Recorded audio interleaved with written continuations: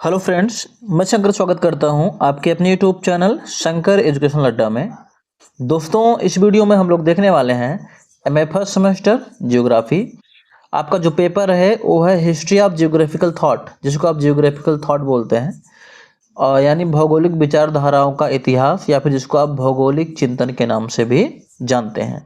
चाहे आप MA BA के किसी भी सेमेस्टर में आप हैं, अगर आपके सिलेबस में हिस्ट्री ऑफ जियोग्राफिकल थॉट है तो यह वीडियो आपके लिए बहुत ज़्यादा कारगर है। ठीक है,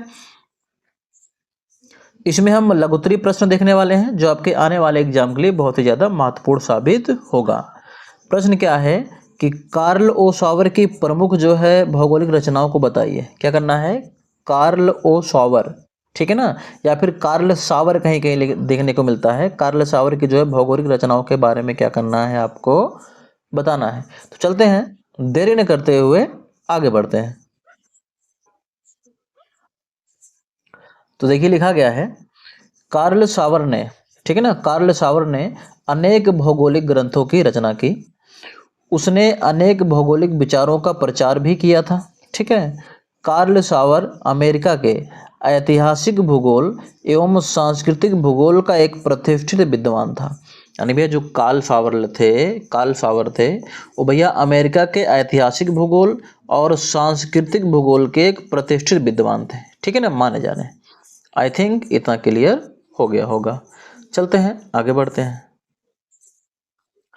उसके द्वारा लिखित उत्कृष्ट लेखों का संग्रह स्थल और जीवन नामक ग्रंथ में जो है मिलता है। ठीक है, प्रकाशित हुआ था। और यह ग्रंथ कब प्रकाशित हुआ था भैया? 1963 में प्रकाशित हुआ था, उसमें मिलता है। ठीक है, कार्ल ओ सावर द्वारा लिखित कुछ प्रमुख ग्रंथ जो हैं भैया अधोलिखित हैं, यानी निम्नलिखित हैं। उनके बारे में चर्चा हम लोग क्या करेंगे, आगे करेंगे। आई थिंक वीडियो समझ में आ रही है। अगर वीडियो समझ में आ रही है, चीज़ें आपको पकड़ में आ रही हैं, तो चैनल को सब्सक्राइब करें और वीडियो को लाइक करना ना भूलें। प्लेलिस्ट में जा कर के आप एमए बीए के किसी भी सेमेस्टर में आप हैं, जो भी सिलेबस में आपके रहे वो जा कर के आसानी से आप पढ़ सकते हैं। चाहे आपका जियो मॉर्फोलॉजी हो, चाहे आपका हिस्ट्री ऑफ जियोग्राफिकल थॉट हो, ठीक है ना, चाहे आपका क्लाइमेटोलॉजी हो, चाहे आपका इकोनॉमिक जियोग्राफी हो, चाहे आपका जो है जियोग्राफी ऑफ रिसोर्सेज हो। ठीक है ना, जो भी पढ़ना हो आप जाके आसानी से पढ़ सकते हैं। सारी चीज़ें आपको मिल जाएंगी प्लेलिस्ट पे।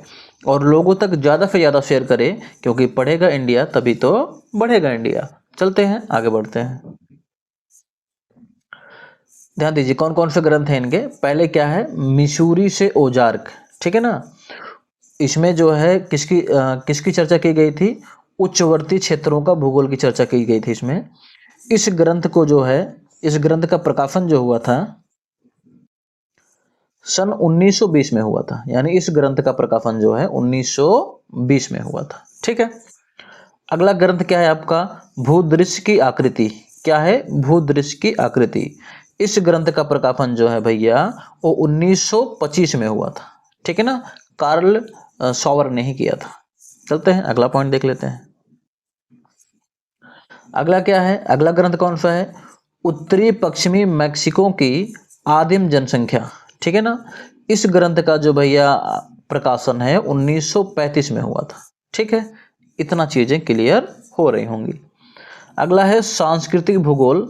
इसका प्रकाशन भैया 1947 में हुआ था। कब हुआ था? 1947 में। ठीक है, वीडियो ज़्यादा लंबी ना हो इसलिए छोटी छोटी वीडियो बनाई जा रही हैं, और ताकि आपको पढ़ने में सूटेबल भी रहे, आसानी से आप उठते बैठते खाते पीते आराम से इसको देख सकें और एग्जाम में एक अच्छा मार्क अचीव आप कर सकें। वीडियो को अगर आप पूरा देखेंगे तो 100% आपको एग्जाम में जो है उपलब्धि जरूर मिलेगी। ठीक है, चलते हैं, आगे देख लेते हैं। 16वीं शताब्दी में नए स्पेन के कॉलिमा एक रचना ये थी उनकी, एक ग्रंथ उनका यह था। इसका भैया जो प्रकाशन हुआ था 1948 में हुआ था। ठीक है ना, ये चीज़ याद रखना। किस ग्रंथ का प्रकाशन जो है किस सन में हुआ था, ये चीज़ याद रखना।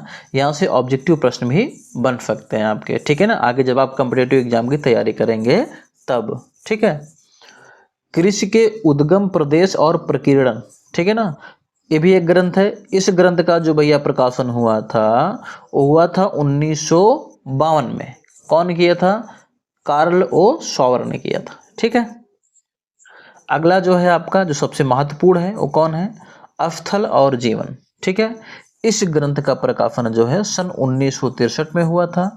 इस ग्रंथ में कार्ल ओ शॉवर द्वारा लिखित उत्कृष्ट लेखों का क्या है? संग्रह है। ठीक है। आई थिंक इतना आपको क्लियर हो गया है। अगर इतना क्लियर हो गया है, मैं फिर से कह रहा हूं कि यदि आप चैनल पर नए हैं तो चैनल को सब्सक्राइब कर लें और वीडियो को लाइक करना न भूलें और इस वीडियो को ज़्यादा से ज़्यादा शेयर करें, क्योंकि पढ़ेगा इंडिया तभी तो बढ़ेगा इंडिया। मिलते हैं आपसे अगली वीडियो में।